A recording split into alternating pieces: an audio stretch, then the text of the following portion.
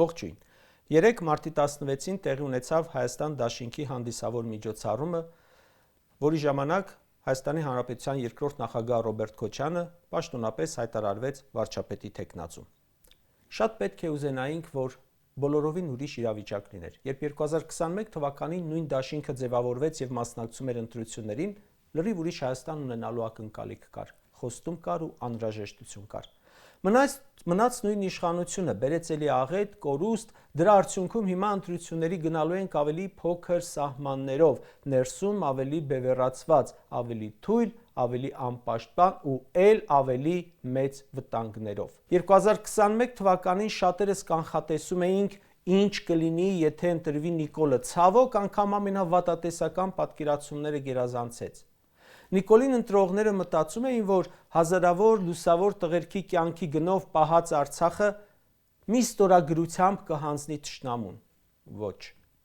Որ կարող է մի օր Ալիևի պահանջով սահմանադրություն փոխել, էլի դժվար կլիներ պատկերացնելը։ Արդարադատության նախարարն ասում է, որ տեքստը արդեն պատրաստ է, պետք է քննարկվի ՔՊ նիստում։ Իսկ ՔՊ նիստի հաստատումից հետո է ուղարկվելու Ալիևին ու Էրդողանին, թե արդեն նրանք հաստատել են։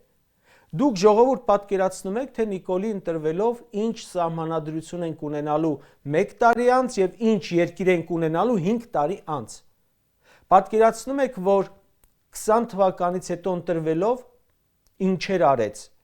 բա հիմա ինչեր է անելու։ Ու ամենից անարդարը գիտեք որն է։ Այդ ամենը էլի գրելու է ժողովրդի կամ արտահայտության որպես արդյունք։ Այն որ ասում է չեն ուզում, թող հեղափոխություն անեն, թող չընտրեին, որ ընտրել են, ուրեմն համաձայն են։ Այ այդպես։ 5 տարի առաջ ընտրություններին մոտենում էինք Շուշի ու Հադրութ վերադարձնելու խոստումներով։ Այսօր մոտենում ենք ընտրություններին, երբ Արցախի հազարամյակների պատմության մեջ առաջին անգամ հայ չի ապրում։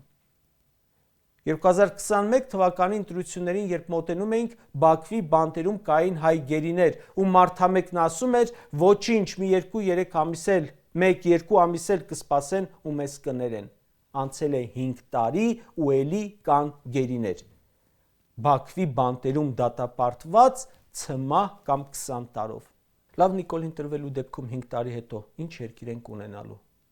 Գիտեք, առաջ երբ հրապարակվում էր Հայաստանի քարտեզը առանց Արցախի, աղմուկ էինք բարձրացնում։ Այսօր նա դոշին կախած Հայաստանի փոքրացված քարտեզը ման է գալիս։ Եթե ընտրվեց 5 տարի հետո ինչ քարտեզ է կպցնելու։ Հիշում եք, առաջ մակետի վրա ցույց էր տալիս Հայաստանի քարտեզ ու մի փոքրիկ կտոր։ Եթե ընտրվեց, այդ փոքրիկ կտորն է մնալու ու պարտադիր հղում է անելու ժողովրդի կամքին, ցանկությանը, համաձայնությանը, անգամ նրանց, ում տներն ու գերեզմանները հանձնած լինի։ Նիկոլին վերջին շրջանում միշտ ամեն օր տեսնում ենք ուտելիս։ Ուտելը բնական պրոցես է։ Դրանով ինչ է ցույց տալիս։ Ինչ է ուզում ասել, որ կարողանում է ուտել, որ սոված էր, իր մրցակցային առավելությունը դա է, իր ընտրողին ցույց է տալիս, որ իր ընդունակությունը դա է։ Այո, ծամելու չեմպիոն է, պարտկանելու եւ ծամելու։ Երևի ուզում է ասել, որ սաղ մոռացեք, ժողովուրդ, խնդիրները, դժբախտությունները մոռացեք, պատմությունը մոռացեք։ Հայոց պատմություն չկա, կա Հայաստանի պատմություն, որը սկսում է 20 թվականից։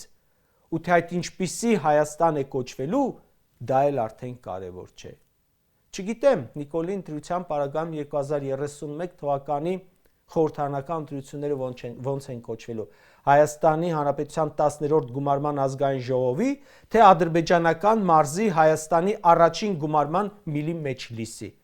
Ժողովուրդ, իրական բան եմ ասում, իսկապես կարող է լինել, ու բարեբախտաբար սրա այլընտրանքը կա։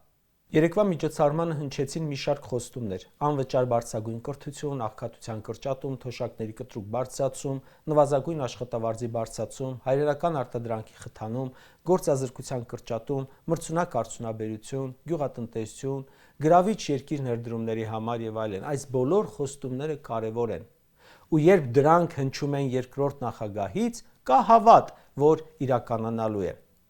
Տեսել ենք մի անգամ արդեն։ Բայց ընդունենք, որ ժողովուրդը երկրորդ նախագահից միայն դա չէ, որ սպասում է։ Երբ մարդկանց փողոցում հարց են տալիս, թե ինչպիսի ղեկավար կուզենայի ունենալ, ամենագլխավոր հատկանիշն է՝ ուժեղ, հզոր ղեկավար, որից թշնամին վախենա, որը կարողանա երկրում կարգ ու կանոն հաստատել։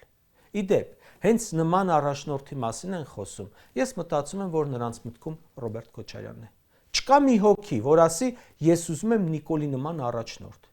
Նիկոլի նման առաջնորդ մարդիկ ցանկանում են միայն մեր թշնամիներին։ Իսկ ինչ է ակնկալում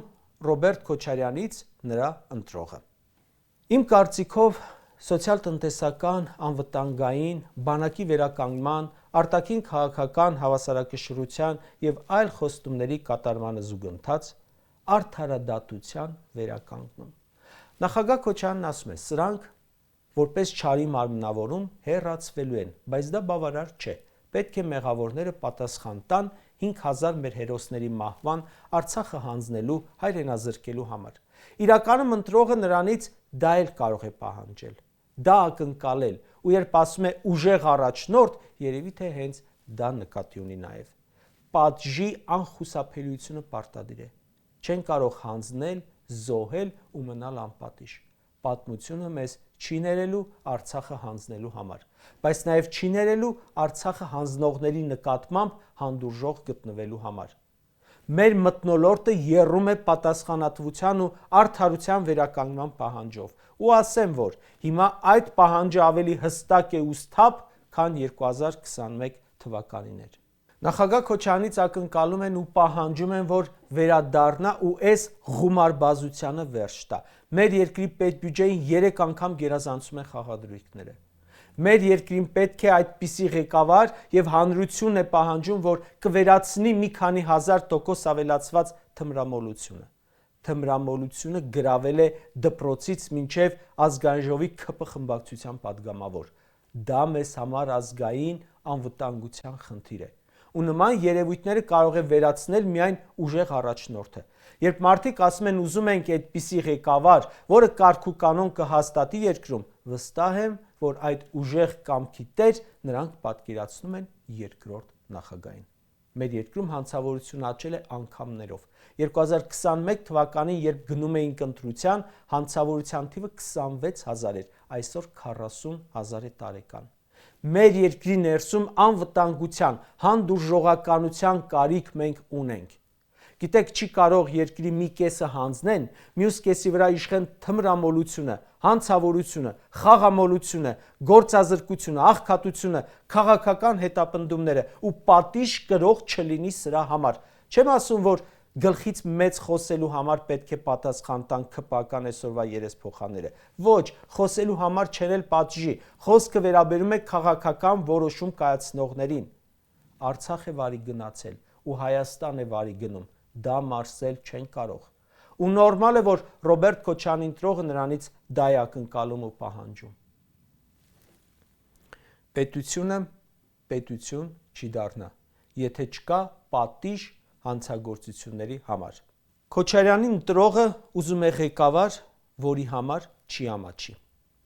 որը չի խեղճանա, որին չեն ասի խեղճ հարիվ։ Ինչքան տեսանյութ կա Նիկոլից, որ հրապարակում ենք ու ասում եք ամոթա, թուրքն էլ է տեսնում։ Ուզում ենք, որ մեր առաջնորդի համար չամաչենք։ Կարճ ասած, խոստումներ տալու բուռն շրջան են ընտրությունները։ Բոլորն են տալու կատարյալ խոստումներ, մեկը մյուսի ծրագրին նայելով ել ավելի բարձր բաներից կխոսի, առատ խոստումներ կտա, բայց ընտրողի համար չափազանց հեշտ է, կարծում եմ, ընտրություն կատարելը։ Երկրորդ նախագահն ասում է. նայեք խոստումները, հետո նայեք թեկնածուներից ով ինչպիսի փորձ ունի, ինչպիսի վճռականություն ունի, ինչպիսի անցյալ ունի։ Դա Ռոբերտ Քոչարյանի մրցակցային առավելությունն է։